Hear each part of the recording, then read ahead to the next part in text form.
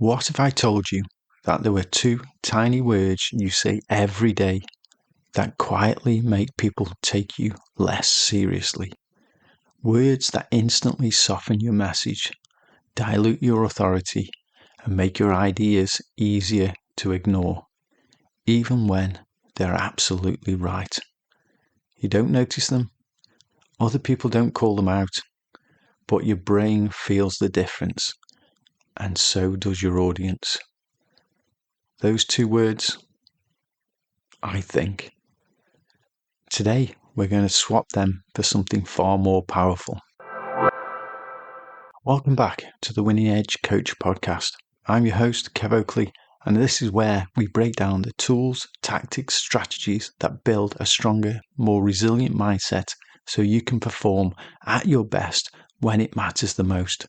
In today's episode, we're breaking down how a simple language shift can upgrade your presence, your confidence, and your influence in every conversation, from the locker room to the boardroom. This shorter episode of the podcast is inspired by an article from best-selling author and corporate keynote speaker Lorraine K on CNBC's Make It, titled "Stop Saying I Think, Sound Confident, and Influence People. Use this subtle but powerful swap." It's a smart and practical way for anyone who wants to be heard and taken seriously. So let's get going. Picture this. You're in a team meeting or maybe chatting with friends and you say, "I think we should go with option A," or "I think we should leave at 7," or maybe "I think we could change the plan." Harmless, right? But that little phrase, "I think," quietly signals doubt. It sounds like you're testing the water instead of taking a position. Lorraine calls this kind of phrasing minimising language, words that water down your message instead of reinforcing it. Think about how often you say, "I just wanted to," "Maybe we could," "Sorry, but." They sound polite, they feel safe, but they make your statements easier to dismiss. In environments where confidence and clarity matter, boardrooms, training grounds, negotiations, leadership settings, this language can seriously weaken your presence. And the key point, you might not feel unsure, but your words are creating that impression for you. So, how do we fix this without turning into some overconfident caricature? Lorraine suggests one simple, powerful swap. Instead of "I think," say "I recommend." Let's put them side by side. "I think we should move the deadline" versus "I recommend moving the deadline." Both sentences have the same underlying idea. However, the impact is completely different. The first sounds tentative, like you're floating a suggestion and waiting to see if it lands. The second sounds deliberate, considered, and accountable. When you say "I recommend," you claim ownership of the perspective. Step into the role of someone who guides instead rather than guesses. Signal that you've thought about it and are prepared to stand behind it. We're wired to pay attention to that kind of language. The content hasn't changed, but the frame has, and people react to the frame. Let's run through a few real-world examples so you can hear the difference and start using it immediately. Let's start with work. Instead of "I think we should go with the second proposal," try "I recommend we go with the second proposal." Instead of "I think we should prioritize this project this quarter," try "I recommend we prioritize this project this quarter." Instead of "I think we should push the feature to the next sprint," try "I recommend we push this feature to the next sprint so we can ship X on time." Outside of work, instead of "I think we should try this restaurant," try "I recommend trying this restaurant." Instead of "I think we should leave around 7," try "I recommend we leave at 7 so we miss the traffic." It's not about being bossy. It's about being clear. If you're in any kind of coaching or leadership role, this matters even more.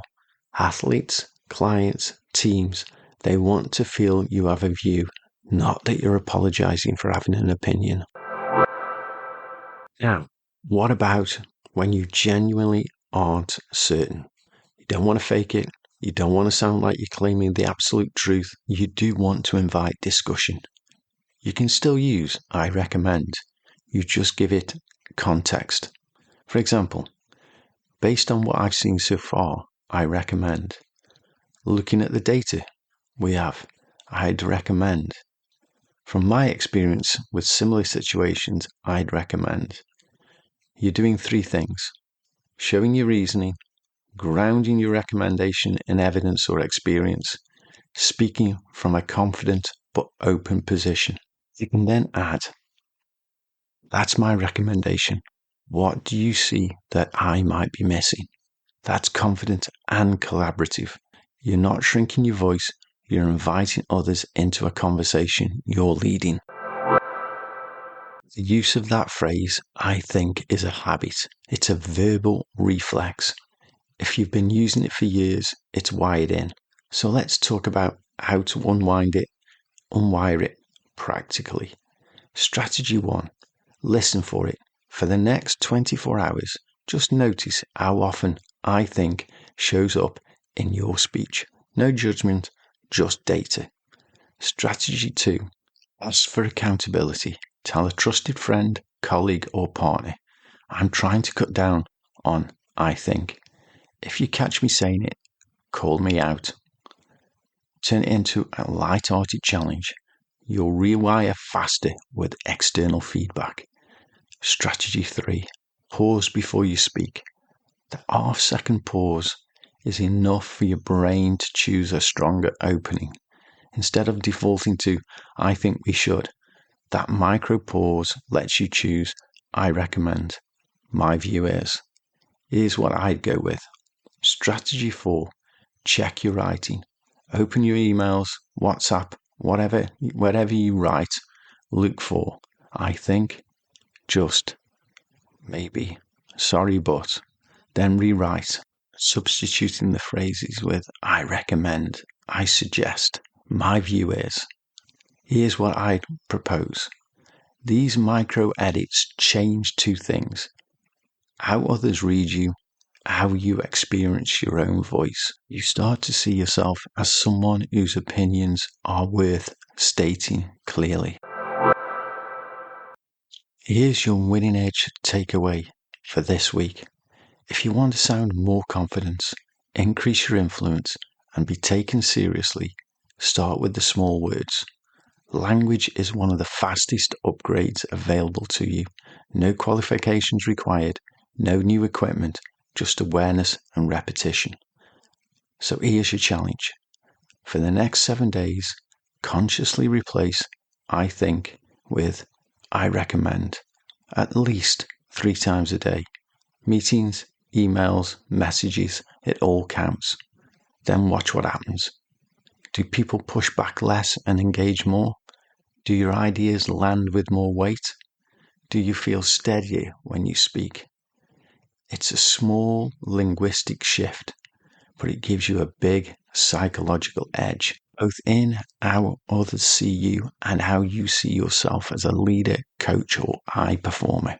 As we close out today's episode, I just want to recognize Lorraine K and CNBC Make It for the original article that inspired today's episode. You'll find a link to the full piece in the show notes so you can dive deeper into her work. Lorraine is also the author of Unforgettable Presence, Get Seen, Gain Influence, and Catapult Your Career, which I highly recommend if you're serious about strengthening your presence at work and beyond. Again, I'll put a link in the show notes for it. If this episode helped you hear your own language, share it with someone who's been underselling themselves with, I think, that one swap to I recommend might be actually what they need.